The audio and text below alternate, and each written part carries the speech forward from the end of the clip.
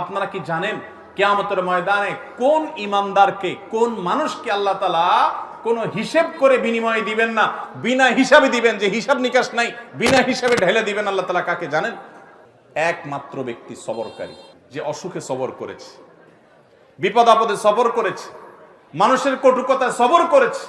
অসুখ বিসুখে সবর করেছে, মুসিবতে সবর করেছে, ধৈর্যের পাহাড় হয়েছে, ধৈর্য ধারণ করেছে, সবর করে ঢোক গিলেছে, সবর করে নিজেকে নিয়ন্ত্রণ করেছে, কোনো কষ্টে হাহুতাশ করে নাই, নাশুকুরি করে নাই, আল্লাহর কুফরি করে নাই, গালিগালাজ করে নাই, মুখ খারাপ করে নাই, ভাঙচুর করে নাই, নিজেকে নিয়ন্ত্রণ করতে পারছে, ধৈর্য ধারণ করতে পারছে, ধৈর্যের ঢোক গিলতে পারছে যে ব্যক্তি,